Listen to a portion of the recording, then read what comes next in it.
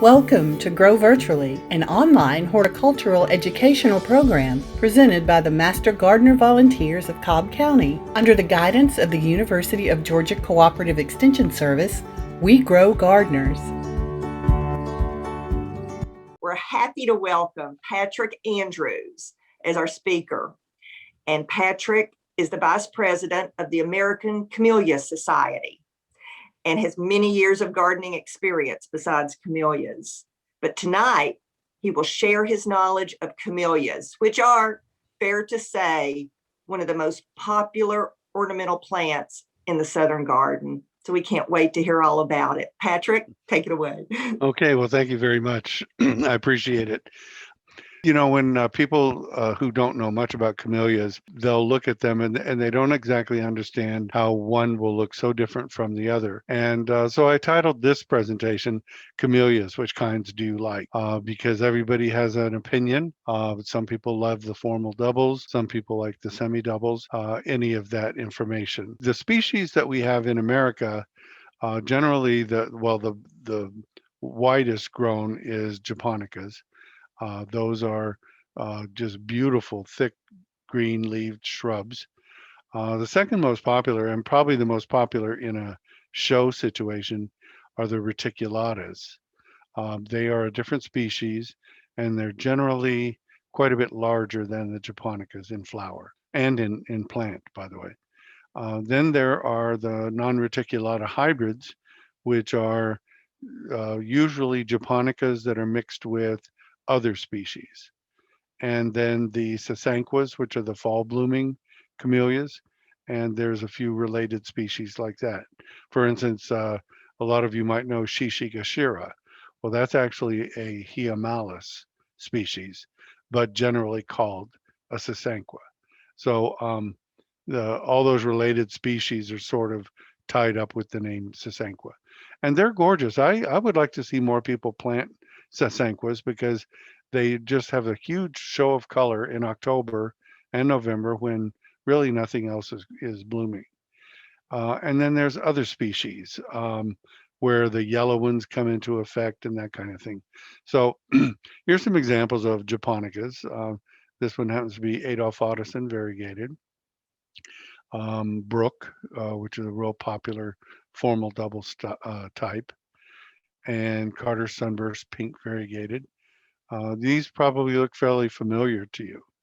The reticulatas generally are about 5 inches to sometimes almost 7 inches in size. They're just enormous. And if you jib them by applying gibberellic acid, they get even bigger. And I'm going to talk about that a little bit later. So here's Frank Hauser variegated, probably the winningest camellia in the world. And Harold Page, another reticulata. Now the non-reticulata hybrids, and I apologize for the lack of quality on some of these pictures, but many of them have the color that's almost described as orchid. And that comes from the species that they're crossed with called salwinensis, Camellia salwinensis. They're beautiful. This monojuri, if you have one in your yard and you enter it into the show, it's going to win. I don't know why. The judges just love it. Sweet Emily Kate. This is one of the fragrant camellias. The fragrant camellias, well, I'll get to that in just a second too. My Diane, another beautiful non-reticulata hybrid. So you can see the difference in color from just the general pink. The sasanquas are the fall blooming ones. Here's Bonanza, Misty Moon. They're generally a pretty small flower and also pretty simple flowers, but they give you a big bang when they all open up at the same time on the shrub.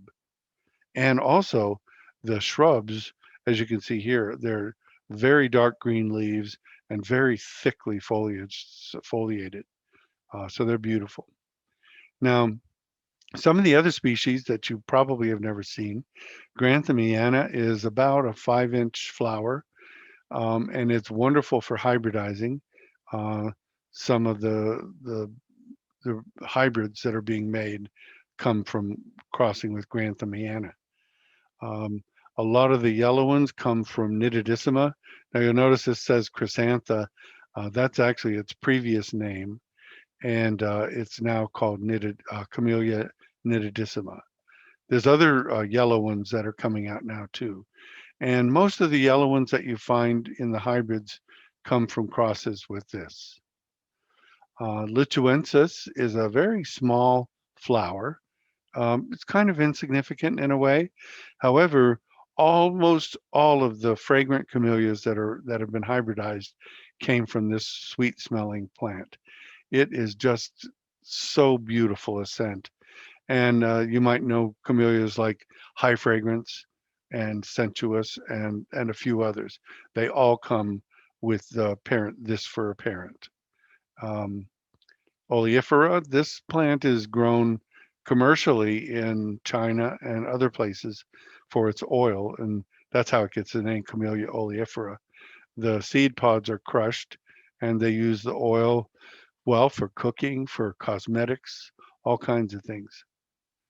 Sinensis is a species that we know as tea, and black tea, green tea, white tea, all come from the leaves of Camellia sinensis, which surprises most people if you don't already know that. The flower, of course, is insignificant. You definitely wouldn't want to plant it for that. And it can be kind of a thug in a way, the plant, because it's so robust and tall growing and wide growing. So you wouldn't want to plant it really in an ornamental situation. But if you want to, if you had a big shrub of it, you could get plenty of tea for yourself. And if you didn't know already, the difference between black, green, and white tea is just the amount of oxidation that the leaves have undergone. The white tea is not crushed at all, as far as I know. Green tea is crushed a little bit and oxidizes just a very short period of time. And then the black tea is crushed and oxidized until it almost turns black. That's really the only difference between those three teas. Another species that has a pinkish tint is Petardii. Salmonensis, again, this is the one that's in so many of the hybrids.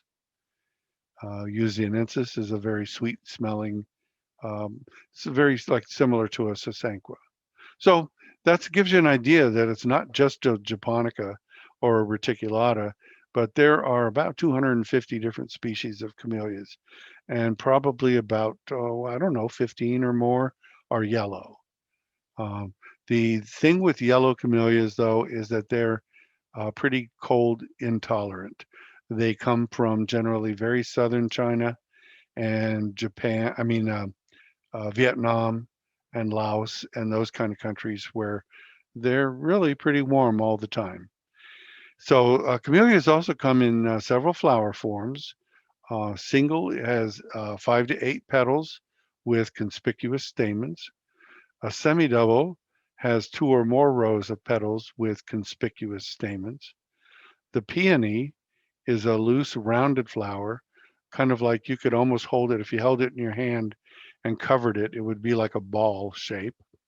It has petals, stamens, and petaloids mixed throughout. The formal double, I'm going to skip down one, is fully imbricated, which is overlapping petals in many rows, and it never shows stamens.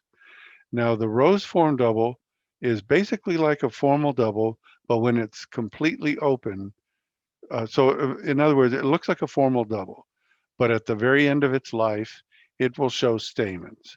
And that's why they call it a rose form double.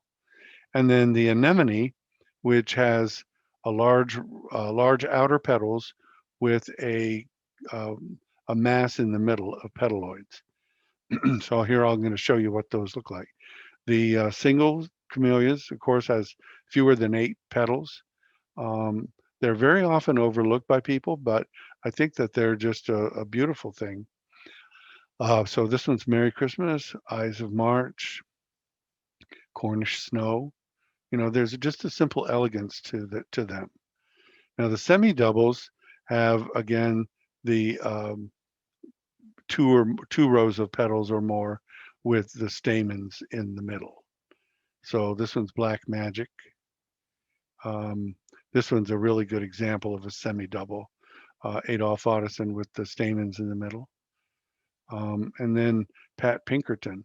Now this might even look like a peony to you, but generally it has just that big mass of petals in the middle with, and notice that these upright petals, those are called rabbit ears. But it's still just a couple of rows of petals with stamens in the middle. Now the peony camellias have stamens all over the place throughout in the petals. So that's really the way that you can figure out the difference between those. And again here, this one's harder to see them, but there's probably some in there, some in there. And again, this also. Now also, you'll find that in the nomenclature book, the Camellia nomenclature, which is basically the Bible of the camellias, it's available through, I think you can get it on Amazon, through the Southern California Camellia Society.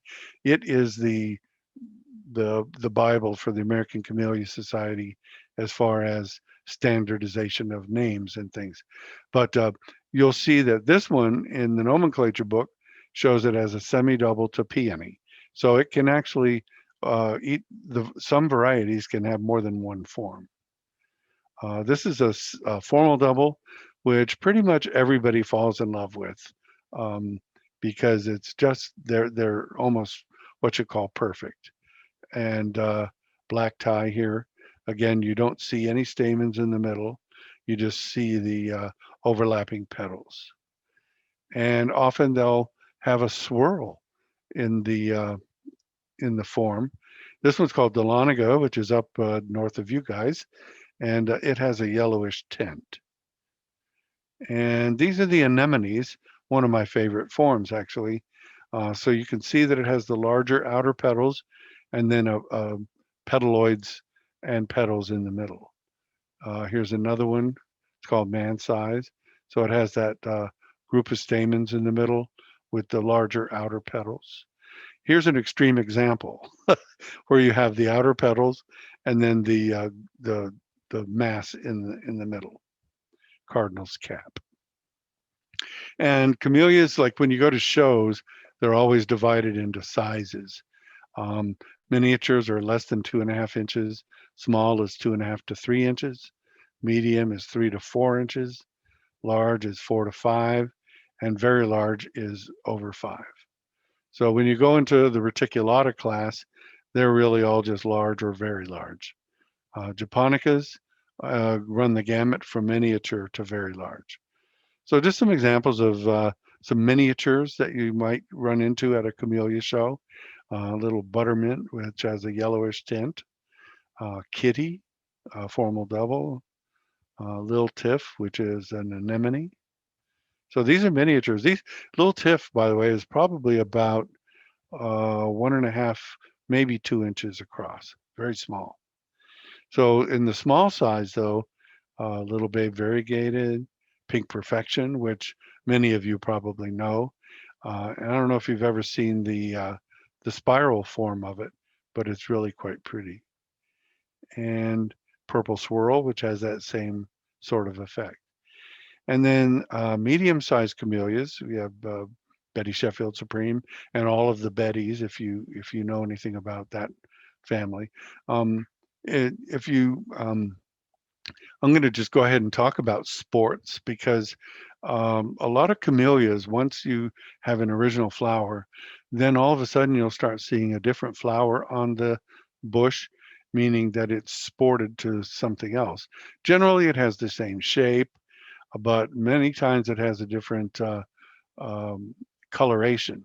For instance, Betty Sheffield, the original, is a white flower with a very occasional red streak on the flower. Now, whenever you see a flower like that, which is like a white with a red streak, you know it's going to sport. So Betty Sheffield sported to an all red, and it sported to Betty Sheffield Supreme. It's just amazing.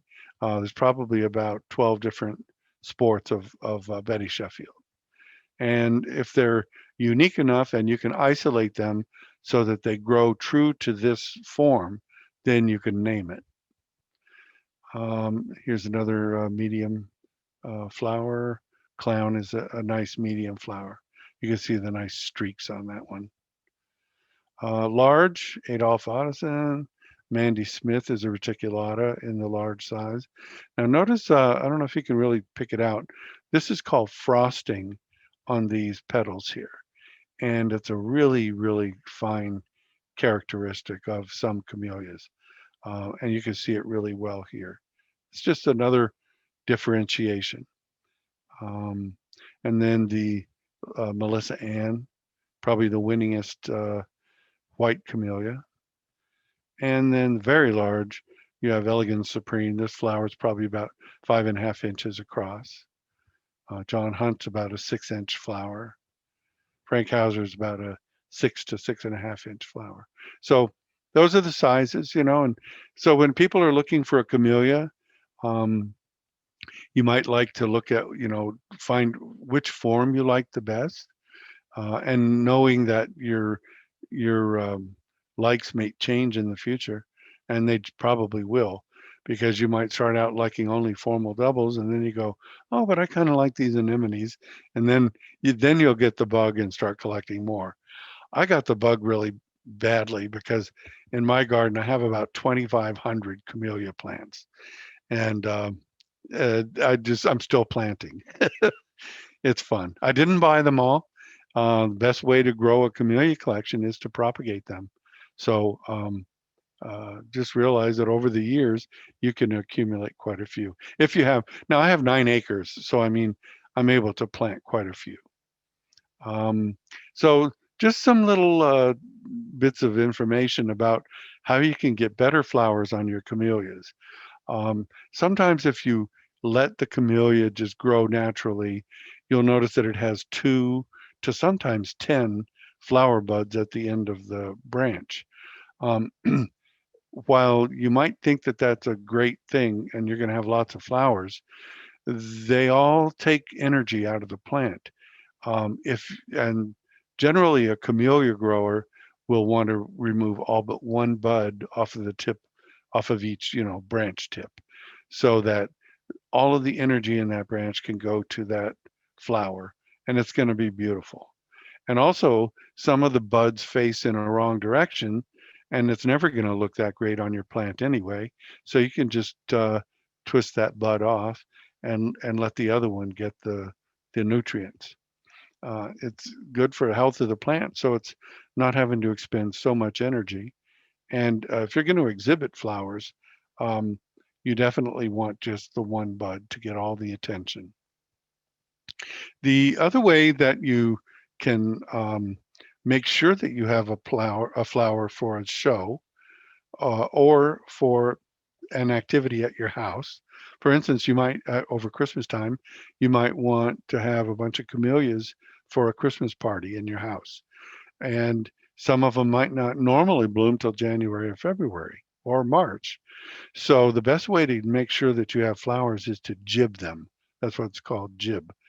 And it's a plant hormone. It's a naturally occurring hormone. So it's not something weird that you're putting on your plant. Every plant has gibberellic acid. But when you put it in a concentrated form, it will break the dormancy of the flower bud, and it also sometimes enlarges the bloom size. Um, and it has to be applied to each individual flower bud to stimulate into action. And generally, you're going to want to jib 6 weeks before you want the flower. So if you're planning a Christmas party, just count back 6 weeks and start jibbing the flowers to have them ready for your party. It's as easy as that. Or a show, like, so say that the Atlanta Camellia show is going to be on a certain date.